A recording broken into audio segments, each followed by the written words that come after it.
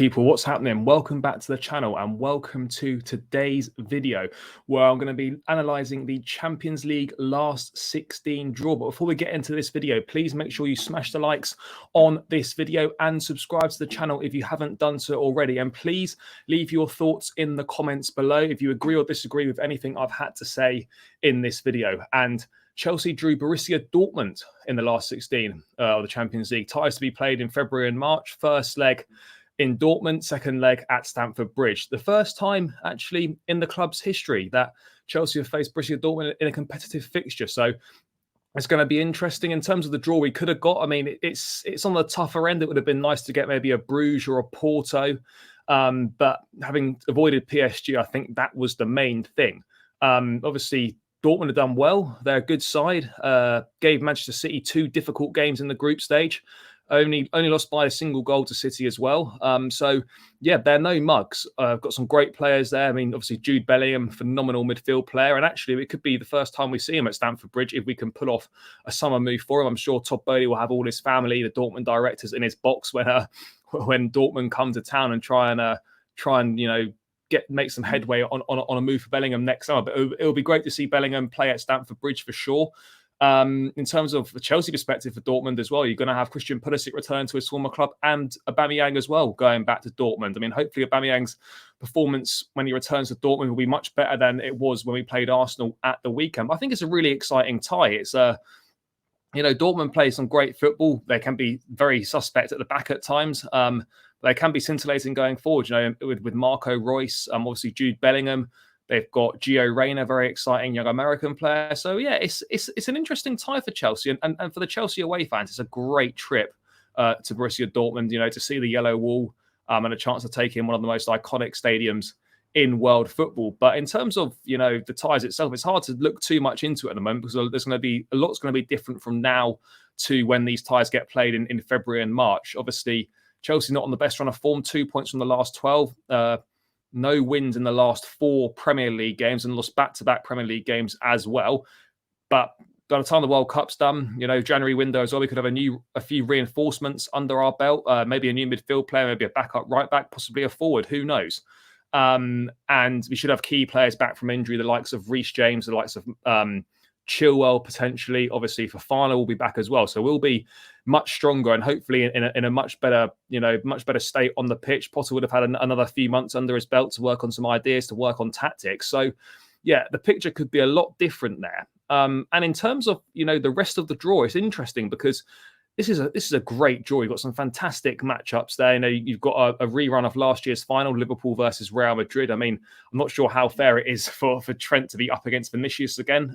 Could be classed as bullying in the workplace, that one. But yeah, Liverpool, interesting for them that obviously they've not beaten a Madrid side in the Champions League under Klopp. Lost 2 finals to Madrid, got knocked out by Atletico Madrid a few years ago as well. And I think they lost to Madrid in a semi-final as well. The only times that Liverpool have progressed in the Champions League under Klopp is when they've not faced a side from Madrid. So who knows? Maybe that could end for them. But that's a fantastic heavyweight clash, a real great matchup. So many world-class players on show. And the other massive matchup is obviously PSG against Bayern Munich. PSG will be kicking themselves for not topping that group. They really will be. Missing out by a single goal to Benfica in a group that they really should have topped with ease. And now they're kind of paying the price for it by taking on German champions Bayern Munich. I mean, a couple seasons ago, could even have been last season, PSG did actually knock Bayern Munich out of the Champions League over 2 legs. So they can do it. But I think the big thing for me here is that, you've got 4 teams in Munich, Bayern Munich, PSG, Real Madrid and Liverpool, and 2 of those teams are out in the last 16. So that clears out 2 big contenders for the tournament to win the trophy. And they're gone at the last 16. So the path can open up for teams like Napoli, who have drawn against Frankfurt, a Benfica side that's looking very promising as well. And even for Chelsea, we can get past Dortmund, and you can get a bit of a favourable draw with 2 big teams that have dropped out already. You just never know. You can never say never in the Champions League, and particularly with Chelsea as well. I'm not saying they're going to win the Champions League, but you get past Dortmund, you see 2 big teams drop out, you get a favourable draw, and suddenly it really opens up for you. So there's every possibility. But in terms of the other English teams, obviously Man City getting their standard favourable draw against RB Leipzig. Obviously Leipzig are no mugs, but City comfortably better than them. Maybe Timo Werner can do us a favour against them, and it'd be great to see Christopher Nkunku again as well. See what damage he can cause against that City backline. Maybe get a few more goals before hopefully he completes his move to Chelsea, or it could all be announced by then in February, March. Who knows? It could well be done by then. But Tottenham getting AC Milan as well in a rerun, I think, of the 2010-11 tie from the knockout stage where Peter Crouch scored. So it's an interesting lineup there. Conte returning to Milan, obviously the red side, not the blue side of Inter. So I'm sure he'll get a bit of a hostile reception. But it's a really exciting Champions League group stage draw, and last 16 draw. And I personally can't wait for these ties to happen. But yeah, from a Chelsea perspective, I think, as I said earlier, lots can change between now and February. You know, you wouldn't expect us to be on this poor run of form. Hopefully it gets better. I mean, God forbid it gets any worse. We've got players returning to their former side. We're playing Borussia Dortmund for the first time. So yeah, there's plenty to get forward to. It's exciting. Well, that's on the back burners now. Focus on the next two games coming up, City and Newcastle. Get the World Cup out the way with, and then you're back to Premier League action. The FA Cup starts. So yeah, the fixture's coming thick and fast for Chelsea. But yeah, really exciting last 16 draw. Chelsea against Borussia Dortmund.